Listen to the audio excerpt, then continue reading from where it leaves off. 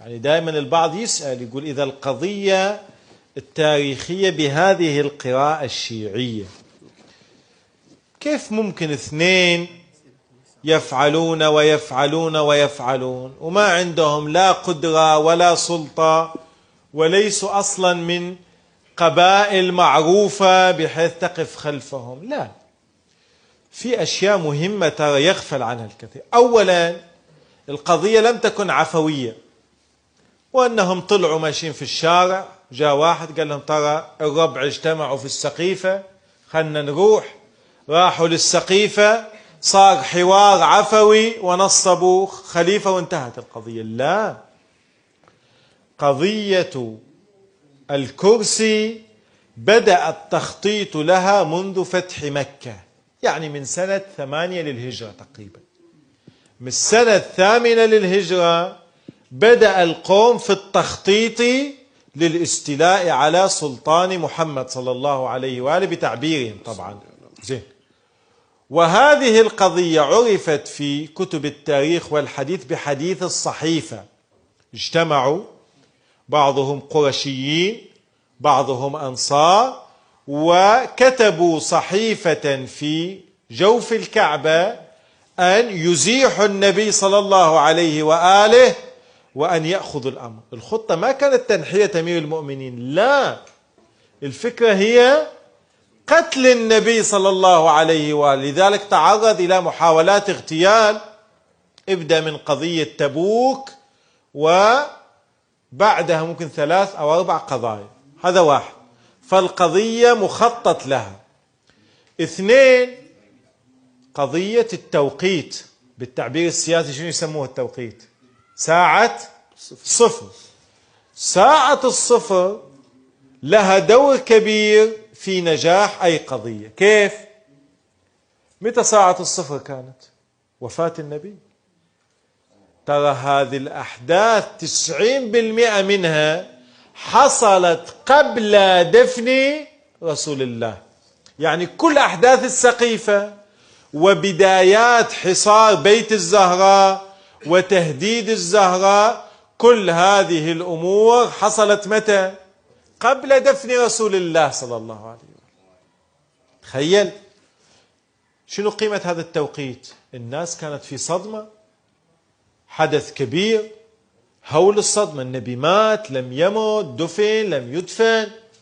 القوم لأنهم كان عندهم تخطيط مسبق استغلوا انشغال الرأي العام بهذه القضايا وبدأوا التنفيذ، فتنفيذهم كان في وقت حرج جدا. هذا 2.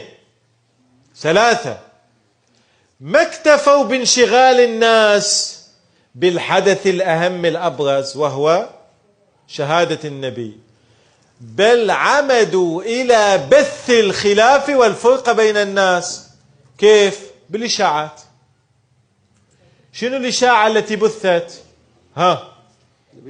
أن النبي لم يموت، وأنه من قال النبي مات يقتل. النبي عرج به إلى السماء وذهب ليلتقي بربه كما ذهب موسى. وصار خلاف بين المسلمين، مات ما مات، هل فعلا هو يموت أصلا لا يموت. وصار هذا الكلام الطويل طبقا لقاعدة ماذا؟ فرق تسد. هذا العنصر رقم كم؟ 3 ولا 2؟ لا ضيعني. الرابع وهو الأهم، كانت هناك قوة ضاربة عندهم، وهم الذين أشرنا لهم في الندوة، الأعراب. كان عندهم اتفاق مسبق مع قبيلة اسمها قبيلة بني أسلم، وهذه القبيلة دخلت المدينة منذ أن خطب النبي وبدأت ملامح موته تظهر. النبي في خطبه الأخيرة أشار إلى أنه سيفارق القوم. من هذا الحين بدأ الأعراب في الدخول، لكن الدخول مو في شكل جيش، في شكل ماذا؟ خلايا، يدخلوا بال2 بال4 بال10 في شكل أناس يريدون أن بالتعبير التاريخي يمتاروا من المدينة، يعني يتسوقون من المدينة. يعني عملية استخباراتية درجة أولى كانت. دخلوا متفرقين، كل واحد بيشتري شيء. ساعة الصفر متى؟ موت النبي. مات النبي، لبسوا الأزر الصنعانية اللي هو لباس الحرب بالنسبة لهم، وحملوا السيوف والأخشاب. هذا تعبير رواية البراء بن عازب. وما وجدوا شخصا في سكك المدينة إلا وخبطوه على رأسه وأخذوه لبيعة فلان. يعني المدينة احتلت. كم عدد هؤلاء؟ عددهم كم؟ 4000 شخص. سكان المدينة كم؟ كل سكان المدينة كانوا 30,000 لما توفي النبي، نص تاريخي. زين 30,000 فيهم ماذا؟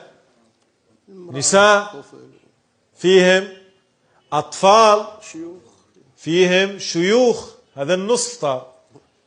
زين. وعدد كبير جدا من هؤلاء لم يكونوا في المدينة، لا سيما المؤمنين. وين كانوا؟ في جيش أسامة. فكان في فراغ في المدينة. جيش أسامة كان معسكر خارج المدينة. هؤلاء استغلوا هذا الفراغ وسيطروا على المدينة. والعامل الأخير عامل القمع. قمعوا كل شخص معارض، قمع. ودونك قضية سعد ابن عبادة، قضية الزهراء كانت حلقة من حلقات القمع في هذه المسيرة. واضح إن شاء الله؟ أحسنتم.